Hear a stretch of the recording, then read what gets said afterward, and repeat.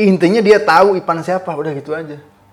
Ipan tuh selalu bilang sama perempuan-perempuan, gua ini milik banyak orang. Gua milik teman-teman gua milik adik-adik gua milik orang tua gua. Dan istilahnya, dan lu jangan pernah cemburu dengan apa yang gua lakuin. Dengan apa yang lo lakuin.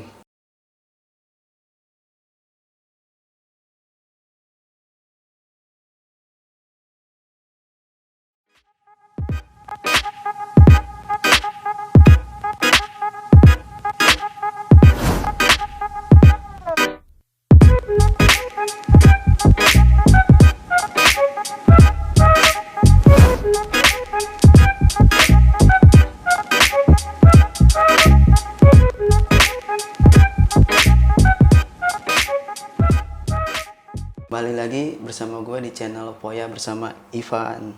Van, sepengalaman lo nih, lu kan orang yang sering banget naik gunung tuh.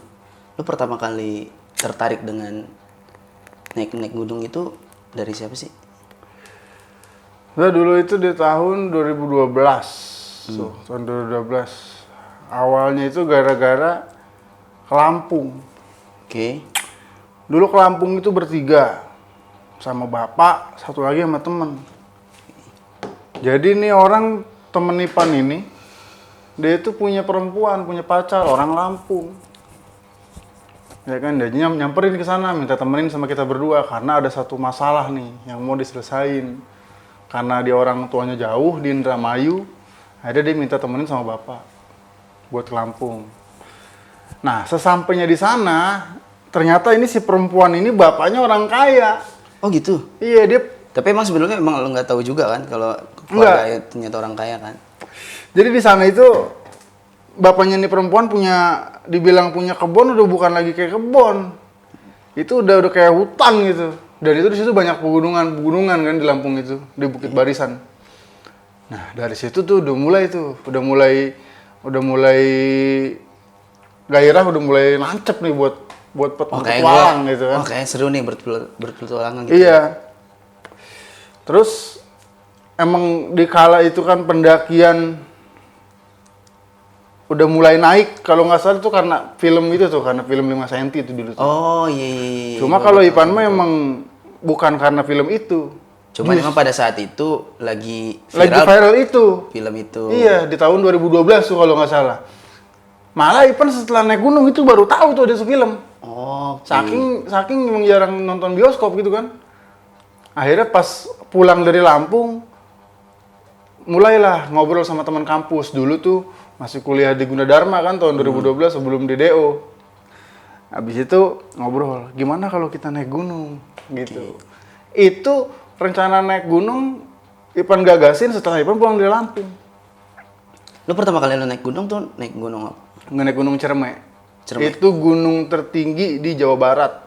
Adanya di Kuningan Majalengka, Cirebon.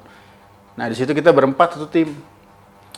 Dan di situ pula di pendakian pertama itu langsung banyak kejadian-kejadian. Kejadian apa? Mistis? Dibilang kalau buat mistis sih enggak ya. Cuma di situ kan Ipan terhitungnya pemula. Iya. Ada satu teman Ipan di situ yang emang dia basicnya anak Mapala nih. Dan Ipan udah percayain ke dia, pokoknya lu ngelit tim nih. Ya lo yang koordinasi. Lu yang mimpin nih, kita berempat. Lu yang mimpin.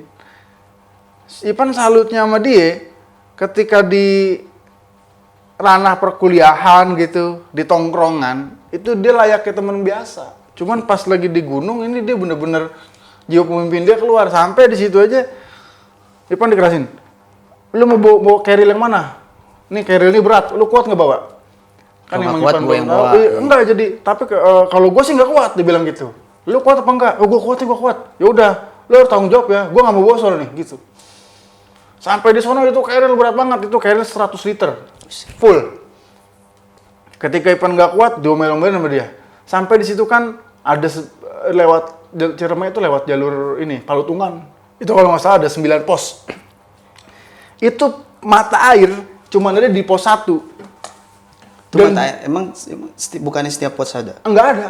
Cuman di gunung Cuman itu aja ya kali. di gunung itu tuh di mata air itu cuma ada di pos 1. Jadi kita harus benar-benar ngebawa air banyak sampai atas. Dan itu manajemen air dia benar-benar baik sehingga kamu minum dikit aja nggak boleh, jangan. Kita harus hemat air. Padahal tuh mulut udah kering banget. Sampai-sampai saking capeknya itu kan hujan. Kita mau pakai jas hujan, gelar payung nih. Set.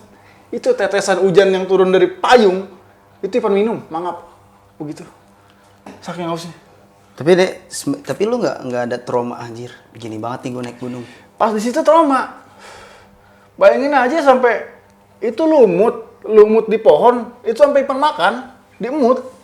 Saking lu bener-bener kehausan. Saking Dan kehausan. emang nggak boleh juga. Iya. Karena kita lambat, jalan kita lambat, udah gelap, itu kita belum sampai Lagi ke kemah. situ lu berapa orang tuh? 4 4 orang. berempat, dan itu bener-bener rombongan pendaki ketemu cuma 1 orang, 1 rombongan, jadi emang lagi sepi. Nah begitu udah lewat jam 7, ceritanya badai, dan itu badai udah di ketinggian sekitar ketinggian 2.700-an, 2.600 mdpl, dan itu benar-benar udah dingin banget dong dingin berarti ya? banget. Posisi itu pohon-pohon juga udah kecil kan, jadi kadar oksigen itu udah nipis. Temen Ipan yang 1 orang ini kena hipotermia. Oke, terus? Ceritanya dia udah nggak kuat, tangannya udah kaku. Jadi gimana sih kalau orang kan kedinginan nih, dia kegores benda padat sedikit aja tangannya berdarah udah. Oh, emang kalau orang kedinginan bukan? Saking Menggigil keras. Enggak kan kalau kita megang batu es deh, megang batu es terlalu Oh, lama iya. kan perih. Perih. Pas itu dia, jadi dia saking udah dinginnya nih, dia ngegores benda padat tuh, ngegores yang Apapun. besi keril yang nongol itu cek berdarah tangannya. Ada dasar nggak kuat, mau nggak mau kita harus gelar tenda di situ. Padahal itu kemiringannya udah berapa derajat tuh. Oke. Nggak mungkin gelar tenda. Tapi karena posisi Tapi lagi pas gitu. pas temen lu informasi itu apa yang lu lakuin tuh? Pertama kita gelar tenda nih.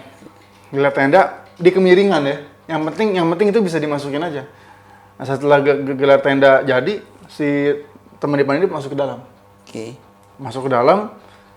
Nah, terus kita nyalahin di situ, kita punya parafin buat perapian sama kompor tuh. Kompor portable dibikin buat anget. Ternyata masih belum nembus juga nih. Masih Itu- belum belum. suhunya belum kembali ya? Belum, dia masih begitu. Masih bener-bener badannya udah dingin kaku. Akhirnya temen Ipan itu buka baju. Tujuannya apa tuh? Jadi buat apa namanya, transfer hangat Oh, tubuh. ke hangat tubuh. Hangat tubuh ke tubuh dia. Jadi pas dia buka baju dipeluk nih. Habis dipeluk gitu langsung dibungkus pakai sleeping bag. Jadi itu salah satu cara buat ngatasin hipotermia dengan cara memberikan hangat tubuh. Oh, lu pertama kali lu naik gunung, terus lu dapet pengalaman seperti itu ya? Langsung Itu dapat pengalaman keren gitu. banget ya? Iya. Itu di situ langsung keinget yang di pikiran kepala. Ya Allah, gue inget rumah, gue inget bapak gue, coba ngapain ya begitu. Jadi gue, waduh nggak bakal lagi mau kesini. Pertama kali gitu. Tapi setelah besok harinya kita summit attack menuju puncak, ternyata di puncak dikasih cerah, berdiri di atas awan, di situ langsung bersyukurnya tuh. Jadi seorang tuh capek-capek yang kemarin itu langsung Capek-capek yang kebayar. awal pada itu ketika sampai di atas terbayar lah ya? Langsung kebayar. Dengan pemandangan, dengan Iya. dengan apa yang lo lihat itu kan? Itu sampai bawah itu kaki udah kayak mau patah kan. Tapi setelah sampai rumah lagi, fix gua harus agendain lagi ini. Naik gunung. Setelah dari situ lo kemana lagi tuh? Ke Cikuray waktu itu. Nah, dan karena pengalaman yang Ipan pegang lumayan cukup nih gitu, akhirnya Ipan beraniin diri buat langsung ngebawa orang. Langsung bawa pemula, 3 orang. Lo sendiri Sendiri. ke gunung Ke mana? Gunung Cikuray. Itu ada di Garut. Ribet gak bawa kalau ngajak orang kayak gitu? Sebenarnya enggak sih. Apa tergantung asalkan lo tahu riwayat si orang tersebut ya? Iya. Misalnya dia sakit apa, dia punya penyakit apa, jadi biar lo juga sendiri Iya, punya sebenarnya kan persiapannya. saya naik gunung itu kan ada beberapa tipe. Kalau ini menurut pribadi masing-masing sih. Ada yang benar-benar pendakian santai. Istilahnya untuk keperluannya untuk camping ceria. Ada yang untuk benar-benar telusur hutan. Ada yang benar-benar buat explore. Ada buat apa gitu. macam-macam. Kalau misalkan pendakian ringan sih masih berani dulu ya. Kayak misalkan gunung-gunung yang apa namanya populer gitu. Gunung-gunung yang misalnya kasarnya oh ini udah banyak orang kesini gitu. Berani. Tapi lu pernah gak sih di atas gunung itu lu hipotermia gitu, kedinginan lu pribadi? Enggak, alhamdulillah nggak pernah. Cuma apa namanya selama kan kalau dulu kan itu kan masih iseng-iseng ya. Cuma masih iseng-iseng doang, cuman buat misalnya ya bisa dibilang hobi-hobi. Cuma makin kesini kan belajar dan alhamdulillah waktu itu ada yang ngerangkul buat ngedidik jadi pertama disuruh jadi porter. Kesulitan lu jadi porter buat itu gimana? Sebetulnya Pertama lu kesulitan. lebih ke tenaga aja sih. Sebetulnya kan kalau dulu itu pertama kali Ipan ditarik jadi tim, itu ditarik jadi tim advent. Jadi tim advent ini tugasnya itu dia yang ngebawa barang dan dia start paling awal di pendakian. Misalkan di rombongan ada 10 orang. Biasanya tim advent ini ada 2 orang nih. Nah, ini si rombongan ini belum mendaki, si 2 orang ini udah duluan. Itu bisa selang 1 jam, bisa selang 2 jam itu udah duluan. Oh, dari sampai di atas duluan. Tugasnya apa? Untuk gelar tenda. Jadi begitu rombongan sampai, tenda udah siap. Dan si advent ini biasanya bawaannya berat-berat. Bawaannya ya tenda, alat masak, gitu. Jadi sebenarnya jadi porter itu ujiannya cuman di fisik aja. Kalau fisiknya nggak kuat ya susah deh. Iya, cuma di fisik. Nah, setelah sekian waktu berjalan, akhirnya udah mulai naik nih jadi travel buddy, bisa dibilang tour guide gitu. Yang mengiringi rombongan di setelah pendakian. Jadi sweeper yang ada di belakang rombongan dan itu lebih berat. Beratnya tuh berat mental sebetulnya. Pernah waktu itu tahun 2019 tahun kemarin itu di Gunung Gede. Ceritanya itu hujan. Kita lewat jalur Gunung Putri sebelum sampai di tempat camp alun-alun Surya Kencana. Itu udah gelap tuh, hujan. Itu Ipan ada di rombongan terakhir tuh. Karena kan Ipan tugasnya sweeper nih. Sweeper ini dia memastikan rombongan tuh nggak ada yang tertinggal. Jadi otomatis Ipan paling belakang. Ini ada 2 orang. Satu laki-laki, satu perempuan. Nah yang perempuan ini udah nggak kuat. Dia tuh beberapa langkah jongkok, beberapa langkah udah nggak kuat. Akhirnya didudukin dulu dikasih dia cooling down gitu kan. Setelah dibilang, ayo bisa lanjut. Begitu terus berulang-ulang sampai dia ini benar-benar ngerasa nggak kuat. Akhirnya kita ngelewatin rombongan pendaki yang lagi gelar bivak di pinggir jalan. Dan lu numpang? Numpang. Dan dia bikinin kita teh hangat. Setelah bikinin teh hangat segala macam, sampai si perempuan ini bilang, "Bang, aku udah lumayan enakan." Jalan lagi. Enggak sampai 10 menit, balik lagi kayak gitu dan dia muntah situ. Langsung muntah, nggak perlu, langsung muntah. Dan tangannya tuh udah dingin banget, benar-benar dingin. Akhirnya, posisi situ gerimis-gerimis kecil kan, Ipan langsung buka jas hujan. Leon terus kebetulan Ipan pakai baju yang buntung nih. Okay. Nah itu tangan dia tuh selipin di ketek nih, supaya nyerap anget kan. Ya setelah selipin kan ketek-ketek di sela-selanya kan anget nih. Okay. Nah setelah gitu dia udah mulai ngesanget, jalan lagi. Begitu terus sampai bener-bener Ipan juga udah capek sendiri. Akhirnya satu orang yang laki ini, Ipan minta tolong. "Abang minta tolong, boleh panggilin guide nggak?" Jadi kan ada si guide, ada sweeper nih, ada 2 orang nih di depan belakang. Dan si laki-laki ini Ipan nyamperin, kejar. Akhirnya karena berhasil, udah sama-sama udah nggak kuat kan. Berhasil kekejar, dia datang. Ipan bilang, namanya si Dede, temen. "Dek, lu kuat nggak bawa keril depan belakang?" Ipan bilang gitu.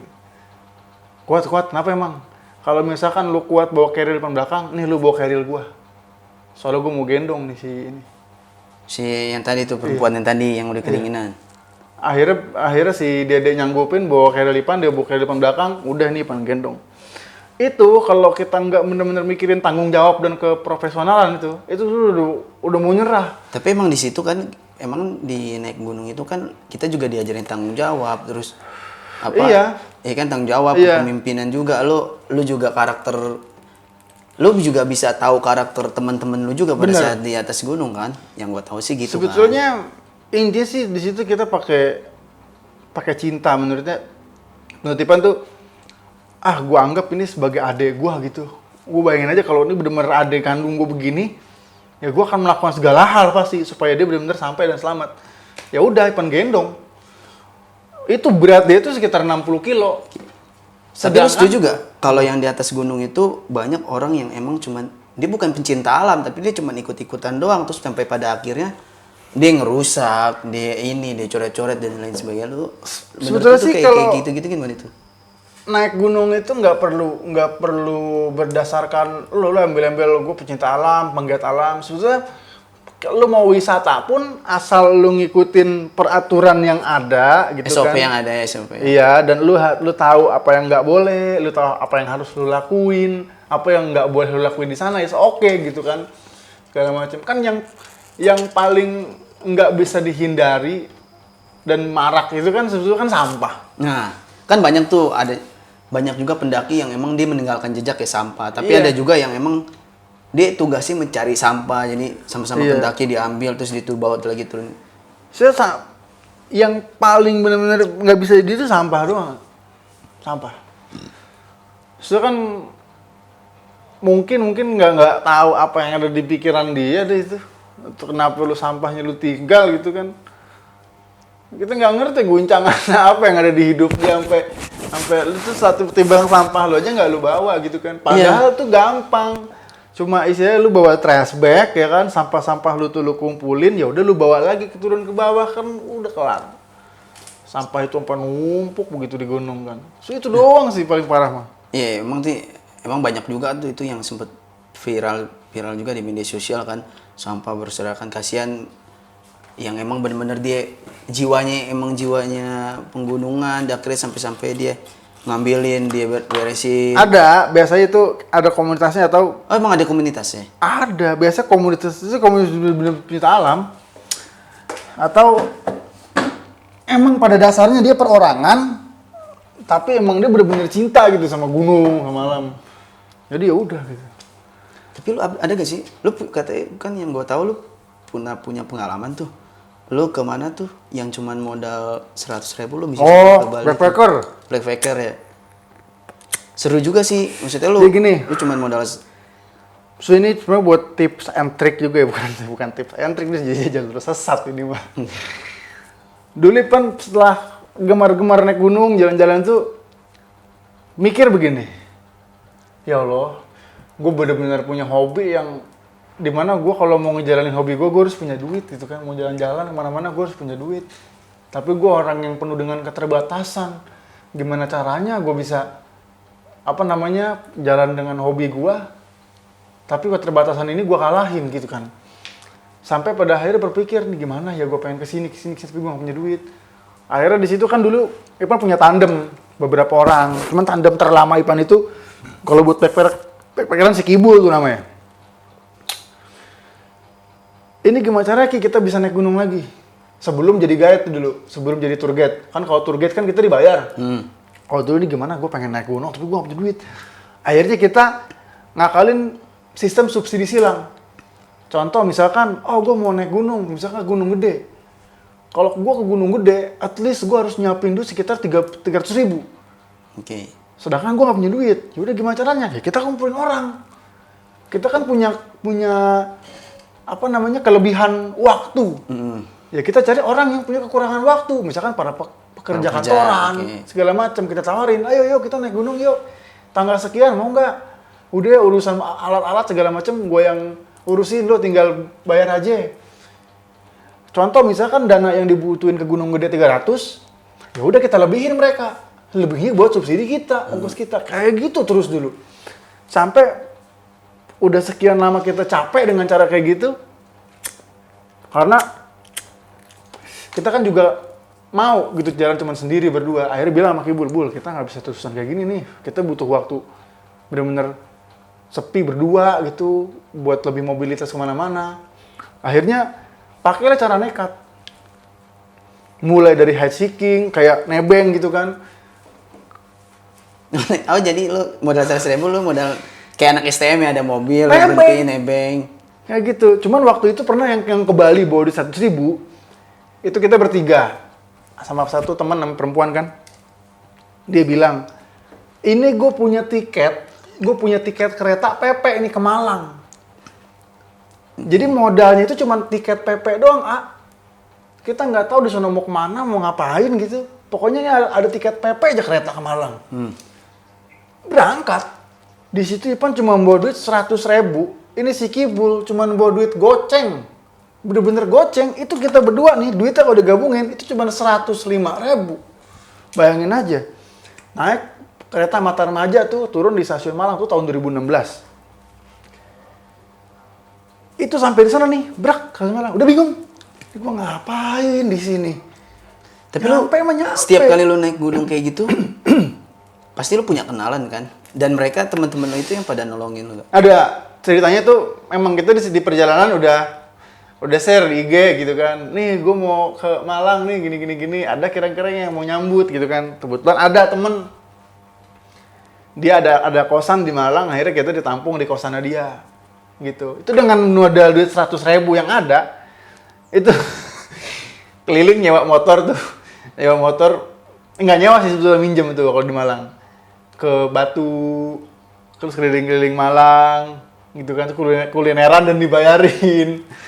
Sampai bener-bener kita udah kebingungan di Malang mau kemana lagi, ya kan, mau ke Rogo Bromo nggak punya duit, mau ke Semeru nggak bawa alat, ya kan, akhirnya disaranin sama temen Ipan ini, gimana kalau lu ke Bali aja, lu ke Terminal Arjosari Malang. Emang deket dari Malang ke Bali? Hah? Deket.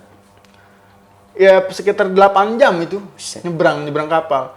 Itu biaya bisnya kalau nggak salah per orang, kalau yang AC itu 110.000 nggak salah. Nah kita naik yang ekonomi, pokoknya ini duit 100.000 ini kepake nih. Oke. Buat nambahin bayar bis. Sisanya ditambahin sama si perempuan. Setelah sampai di Bali, alhamdulillah juga ada yang nampung. Di daerah Legian. Itu keseruannya lo naik gunung kan?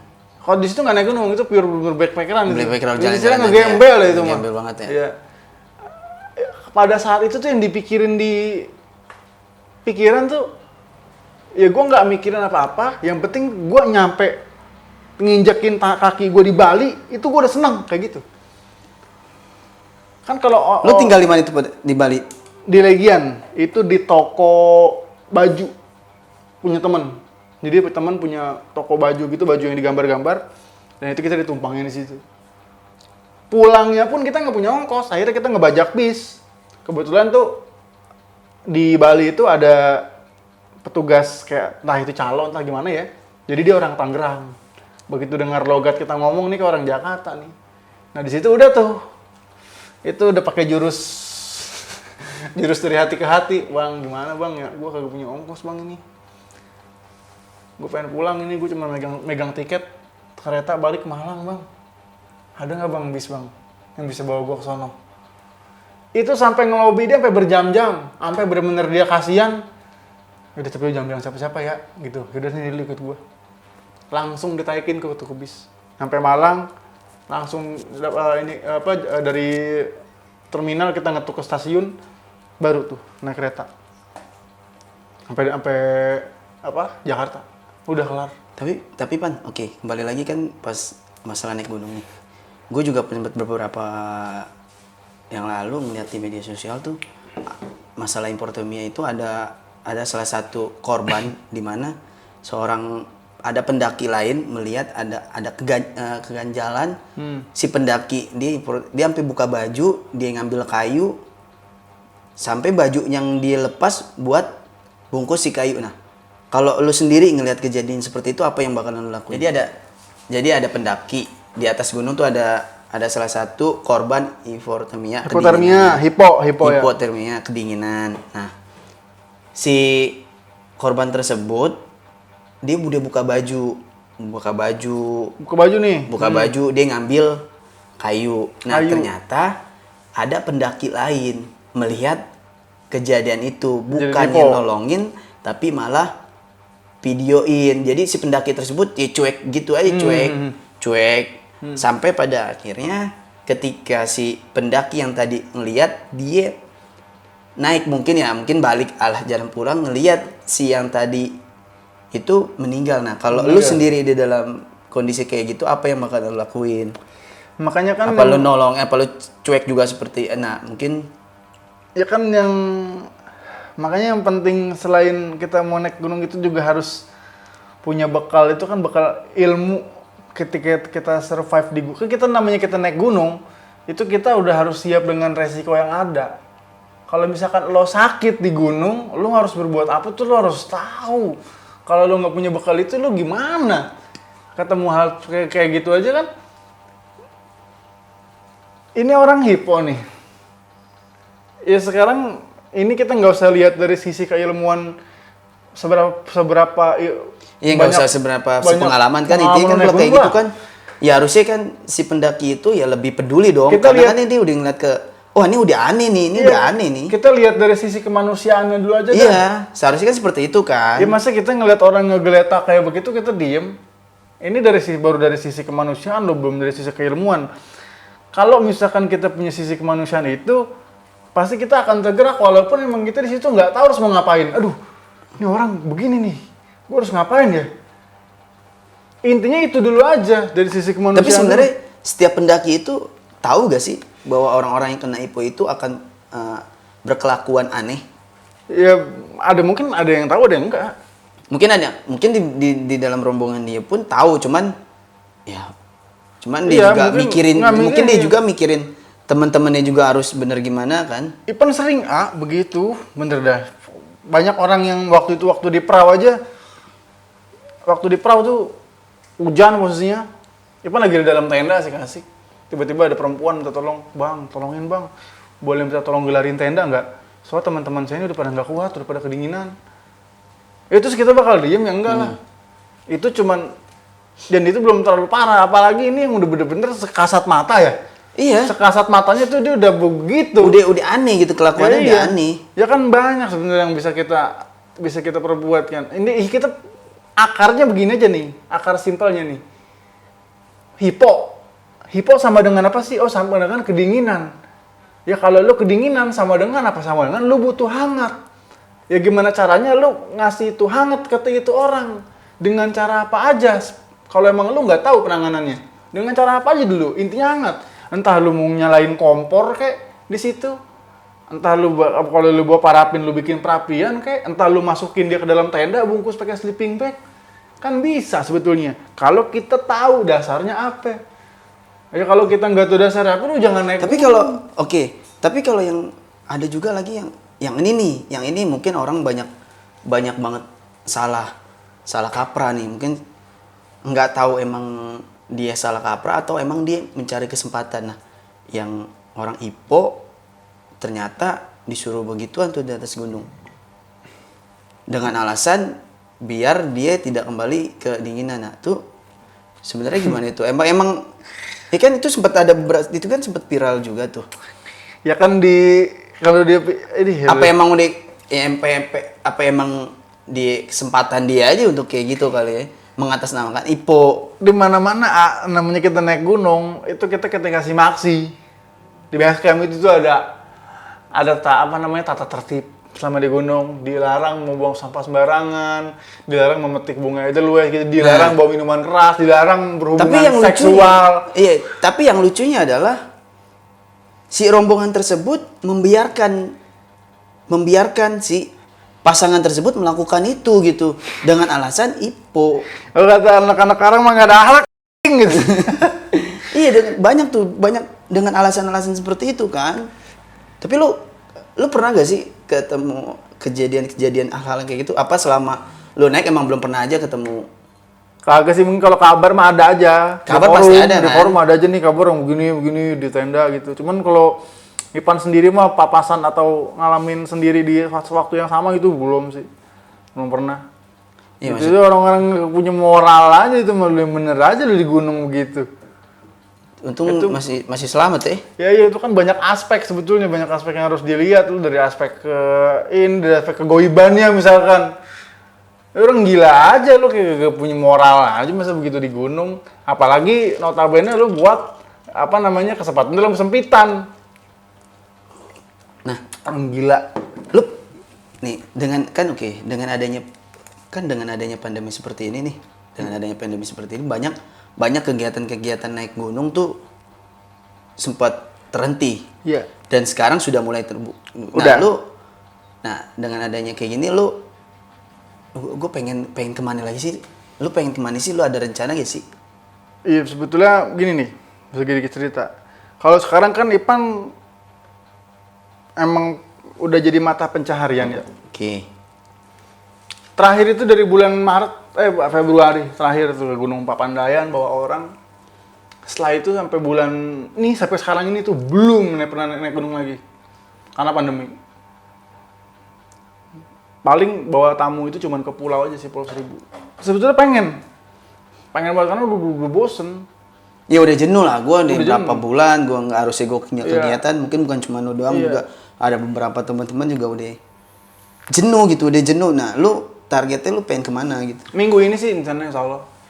Minggu ini ke Gunung Papandayan. Jadi Ipan itu paling sering itu ke Papandayan itu. Itu udah nggak kehitung kali berapa udah. Paling sering itu. Dan kalau ke Papandayan itu bukan lagi soal jalan-jalan, tapi ini soal panggilan hati, silaturahim gitu ya. Apalagi di situ banyak orang-orang teman, yang ya, udah udah lu Ipan kenal anggap ya. sebagai saudara gitu kan. Kadang selalu nanyain, Ipan kapan ke Papandayan, kapan kesini. Jadi emang udah bukan lagi level main kalau ke sana, tapi level silaturahim udah. Level rindu udah gimana sih? Beda sama tempat-tempat lain gitu. Emang kalau kata orang kan, kalau bagi pendaki gunung yang idealis, gue udah ogah ke Papandayan, Udah pegangan jalurnya swasta. gitu-gitu, jalurnya. Iya, udah tempat wisata, sekarang udah bukan ini lagi segala macem. Kan banyak pendaki idealis sih pasti bilang begitu. Cuman kalau buat Ipan sendiri, Papandayan itu udah seperti rumah kedua. Jadi kadang tuh selalu ada panggilan hati, panggilan rindu gitu untuk selalu ke sana.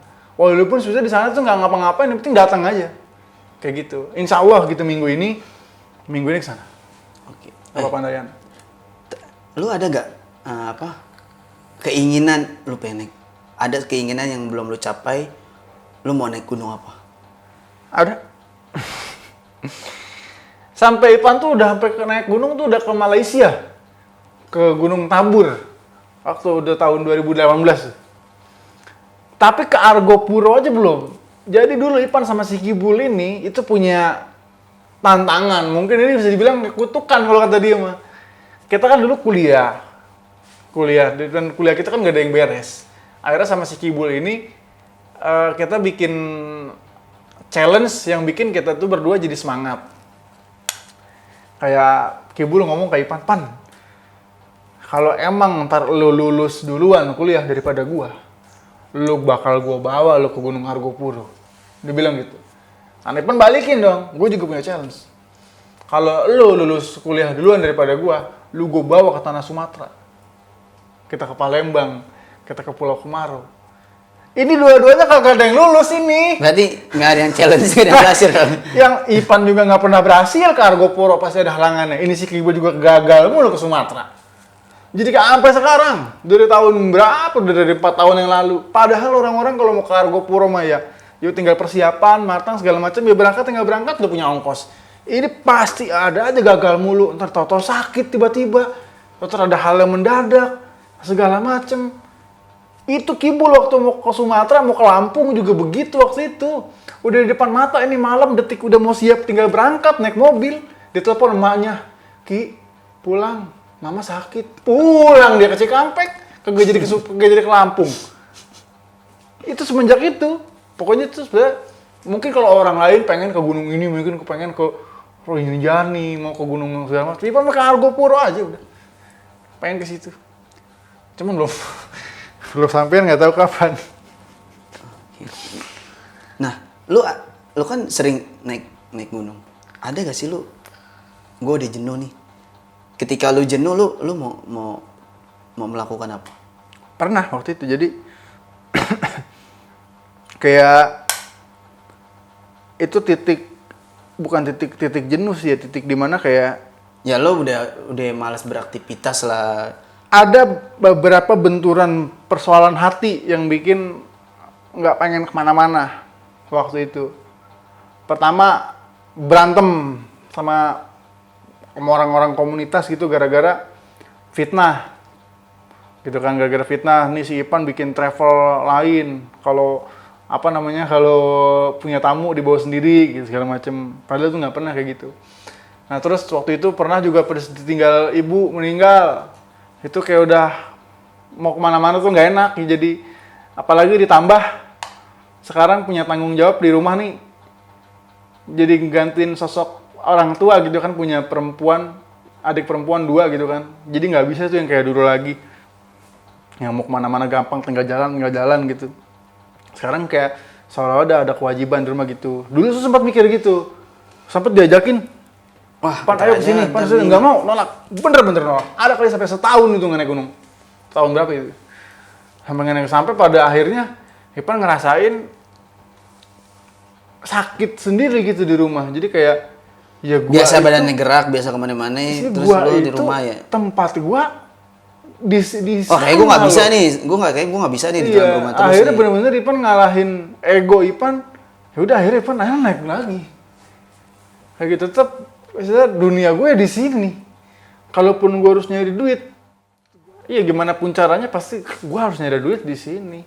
Karena istilahnya gue tuh udah nggak bisa, gue tuh udah nggak bisa yang namanya gue kerja itu ditekan aja karena saya secara dasarannya aja nih hari-hari gue udah penuh tekanan dengan masalah pribadi. Jadi gue harus yang namanya kalau gue mau nyari duit itu benar-benar kegiatan yang benar-benar nggak membelenggu hati gue, sesuai dengan isi hati gue, dan itu gue seneng. Ya udah dengan cara kayak gini, naik gunung, bawa ini ke pulau, ngetrip segala macam kayak gitu. Nggak bisa yang namanya lu kerja kantoran nih, terpaut segala macam, pasti bakal nggak akan sepenuh hati. Akhirnya kalaupun gue harus nyari duit, ya gue harus di sini. Nah, nih yang gue seru nih, yang gue nanyain juga nih. Lu kan kayak dulunya udah emang pengen bebas nih. Ketika lu nanti dapet cewek, lu pengen kayak gimana nih? Ya perempuan itu tahu siapa saya gitu, paling enggak. Perempuan banyak yang Ya mungkin kan pasti lu setiap kali lu naik gunung, yang katanya tadi lu pengalaman lu nolongin orang, itu kan lu udah pasti banyak cewek pasti kan, wah ini kayak gini nih, oh kayak gini nih. Pasti lu punya kriteria sendiri kan. Sudah gampang. Intinya dia tahu Ipan siapa, udah gitu aja. Ipan tuh selalu bilang sama perempuan-perempuan, gua ini milik banyak orang. Gua milik teman-teman gua milik adik-adik gua milik orang tua gua. Dan istilahnya lu jangan pernah cemburu dengan apa yang gua lakuin. Dengan apa yang lu lakuin. Kayak gitu. Walaupun Istilahnya, perhatian ketika lo nanti punya cewek, walaupun perhatian itu terbagi-bagi. Iya. Jangankan lu perempuan, ketika gue jauh, yang rindu tuh yang laki-laki. Ketika gue sama siapa yang cemburu tuh laki-laki. Coba kalau Ipan lagi jauh teman-teman Ipan yang cowok-cowok, lu di mana, lu kapan pulang? Lu kapan pulang? Lama banget lu di luar gini. Tuh. Kayak gitu. Makanya Ipan selalu bilang, gue ini milik banyak orang. Ketika itu dia udah bisa memahami Ipan siapa, insya Allah bakal pasti ketemu jalannya. Ketemu. Kayak gitu. Toh juga isinya gue tahu porsi gue harus semana ke lu, ke A, ke B, kayak gitu. Jadi lu nggak usah risau. Kadang kan kalau Ipan nyari pacar ya, kalau orang kriteria lu kayak gimana sih? Apa emang nggak ada? Apa emang yang penting dia bisa nerima gue apa adanya? Itu kriterianya. Dia harus tahu Ipan siapa. Udah cukup itu aja ya. Iya. Kalau nggak bisa tuh orang yang selalu nagih. Pernah ada tuh perempuan yang kasar gini. Lu tuh kemana sih lu nggak ngabarin? Lu pergi nggak ngajak-ngajak gua. Pergi jarang ngajak-ngajak gua. Gua kalau mau pergi, semenurut gua juga gua bisa ngajak lu pasti gua ajak. Kalau tiba-tiba gua nggak ngajak lu, berarti gua tahu gua nggak bisa ngajak lu ketika perjalanan ini. Gitu aja. Kalaupun bisa nih di perjalanan ini gua ngajak lu, pasti gua ajak. Sekarang nggak usah risau deh. Gini, kita masih pacaran nih. Kita nggak boleh terbelenggu dengan cinta yang kita jalanin. Lu dengan kegiatan lu, gue dengan kegiatan gue. Terlebih kalau emang lu rindu dan gue rindu, kita bisa bertemu. Udah itu aja. Jadi lu nggak perlu membelenggu gue dengan kegiatan-kegiatan gue harus lu tahu, kegiatan-kegiatan lu juga harus gue campuri. Enggak. Masih pacaran. Kelak kalau emang lu jodoh gue, kita akan mengarungi hidup bersama berbelasan-belasan tahun. Jadi ngapain Ipan harus risau? Biarlah dia dengan kegiatan dia dulu dan Ipan dengan kegiatan Ipan. Kelak kalau emang jodoh, udah kita bakal ngarungin waktu bersama, nggak akan rugi, nggak akan risau. Tapi ini ketika nanti nih lo punya keluarga, Amin. Lo punya keluarga, lo punya anak, lo punya bini, lo punya tujuan nggak? Lo pengen ngajak keluarga lo kemana? Pasti. Tujuan lo pengen lo ajak kemana? Pasti ada lah tujuannya, pasti ada dan itu dan Pasti berharap ada. sih bini lo nanti benar-benar ngertiin keadaan lo banget ya. Pasti ada tuh. Itu bener-bener keinginan tuh buat. Jadi gini, pernah tuh kadang kalau lagi pergi sendiri ini di lereng-lereng gunung gitu, kadang-kadang di suatu lembah gitu, capek mau istirahat, naruh keril di tanah, duduk sambil ngerokok kan, tuh mikir, anjir gue kapan ya menemuin seseorang nih yang bisa nemenin gue gitu jalan kayak gini. Sempet tuh pikir kayak gitu, kapan gue nemuin sosok perempuan nih yang dia tuh bisa nemenin gue gitu, dan gue nggak sendiri. Itu sempat ada kayak gitu. Kalau emang nanti ada jodohnya gitu, jangankan dia, kalau perlu sama anak-anak gitu aja kayak gitu. Lo harus tahu, ini lo bapak lo begini dulu deh gitu. Lucu ya, jadi ada cerita ya. Iya kayak gitu. Jadi dia bener-bener kenal Ipan sepenuhnya, nggak cuma kenal Ipan di rumah. Ipan tuh di rumah kayak begini, kenal Ipan atas bawah kanan kiri depan belakang gitu semua. Dia harus kenal Ipan yang di luar itu gimana kayak gitu sebenarnya. Oke, ini terakhir nih.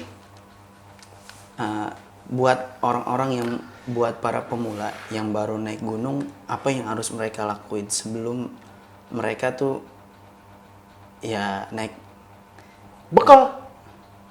Bekalnya adalah orang-orang yang mau naik gunung, dia itu udah bener-bener secara nggak langsung lu melepas diri lu. Secara nggak langsung di luar sana, lu mengizinkan diri lu itu masuk ke dalam bahaya yang nggak akan lu tahu resiko kayak gimana. Jadi lu harus punya bekal. Kalau misalkan gua tersesat, kalau misalkan gua kelaparan, kalau misalkan gua sakit, gua harus gimana? Dan itu harus tahu, intinya bekal. Itu aja. Dan lu harus tahu estetikanya gimana, tata tertibnya gimana di gunung. Oh iya, gua nggak boleh kayak gini.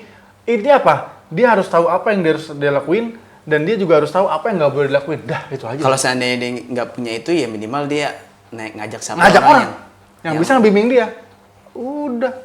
Jangan cuman gue naik gunung, gue update status, update instastory, ini gue di gunung loh. Bagi orang, dia keren nih petualang. Naik kucing. Kayak gitulah intinya, bekal aja.